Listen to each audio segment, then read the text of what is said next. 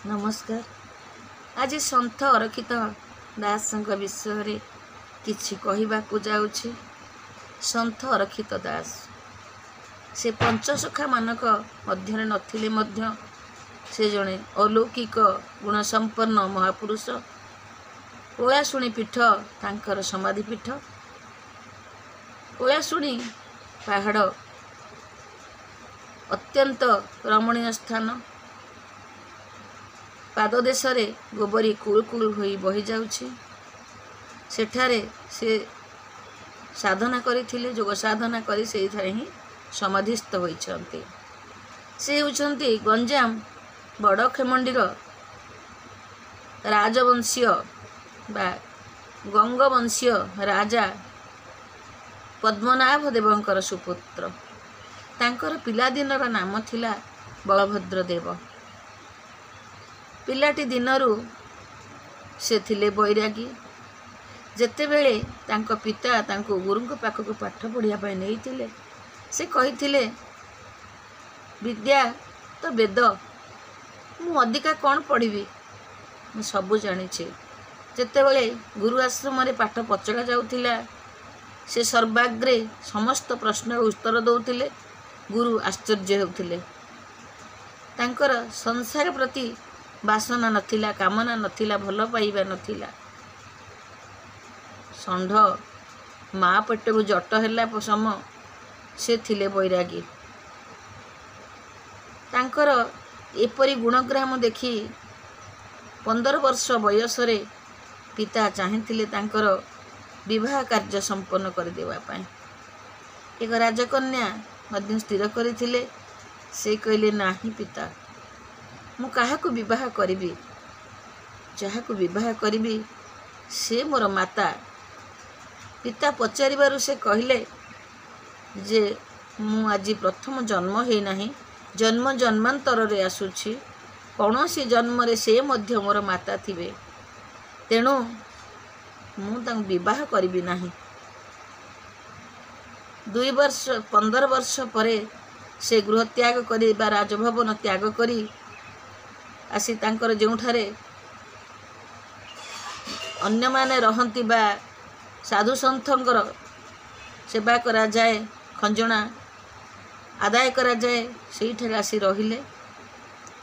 सेठारे जो माने अतिथि आसुथिले सेमानकर सेवा करुथिले, सेमानकर भल मंद बुझुथिले। दिनकर केते जन जोगी आसिले, साधु सन्थ आसिले। आसिला परे सेमानको खाद्य पेयर व्यवस्था करा गला, किंतु विलंबित रात्रि होइथिबारु पत्र कटा जाई नथिला। तेणु सी दाटिए धरी निकटस्थ जने वृद्धा विधवा ब्राह्मणी बाड़ी पत्र काटिबा पाई गले। पत्र काटु थांती, शब्द हेउथाए। तेणु वृद्धा ब्राह्मणी निद भांगी गला। से सेठु आसी कहला, किए रे से अरक्षित, रात्रिटारे मो बाड़ी पत्र काटुछि। धाई आसिला, देखिला राजपुत्र। काकुस्थ हो पड़ा, क्षमा करिबे। से कहले नाही माँ, मु आज मोर नाम पाईगली। आज पर्यंत मो नाम मु जानी नथिली। कौन प्रकृत रे मोर नाम, तुमे व्यस्त हुओ नाही। पत्र काटी फेरी आसिले। अतिथि चर्चा कले। से ही दिन रात्रि मध्यरात्रे से गृह त्याग कले। जो वस्त्र खंडक पिंधि थिले ताकू 2 भाग करदेले। खंडे पिंधि थिले, खंडे कांधरे पकई थिले। घर बाहरी गले।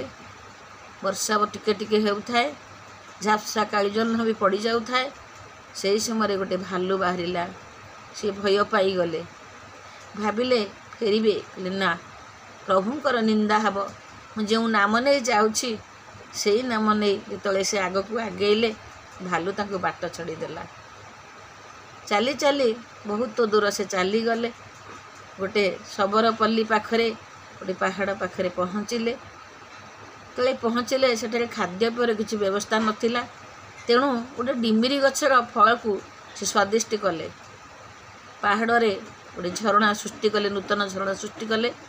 सेठारे से तपस्या कले। निकटस्थ अंचल गोटे पल्ली शबर बस्ती थिला।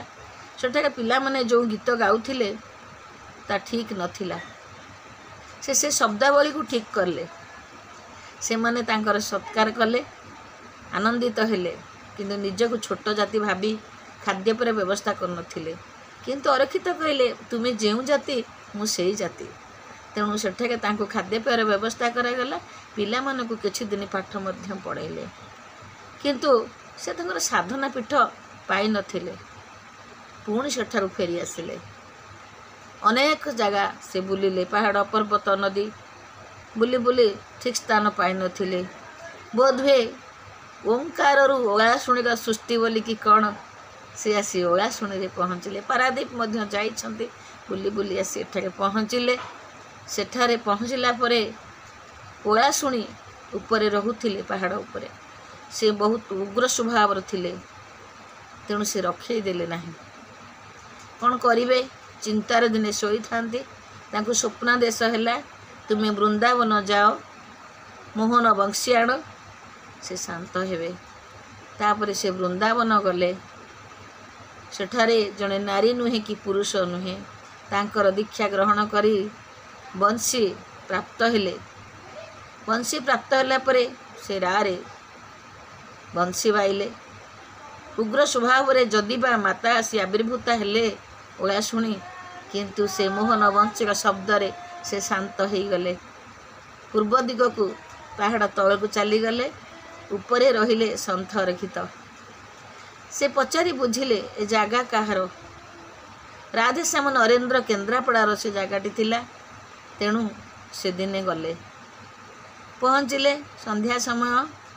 ରାଜା ଗୋଡ଼ ହାତ ଧୋଇ ସନ୍ଧ୍ୟା କରିବାକୁ ଯାଉଛନ୍ତି। ଦ୍ୱାରିକି ଭେଟିବା ପାଇଁ ପଚାରିବାରୁ ଦ୍ୱାରୀ କହିଲା ଯେ ରାଜା ସନ୍ଧ୍ୟା କରୁଛନ୍ତି, ପ୍ରାର୍ଥନା କରୁଛନ୍ତି। ସେ କହିଲେ, ନା ନା, ଯାହା ପଚାରିବ, ତୁମ ରାଜା ପ୍ରାର୍ଥନା କରୁନାହାନ୍ତି। ସେ କଳା ଘୋଡ଼ା କିଣିବେ କି ଧଳା ଘୋଡ଼ା କିଣିବେ ସେଇ ଚିନ୍ତାରେ ଅଛନ୍ତି।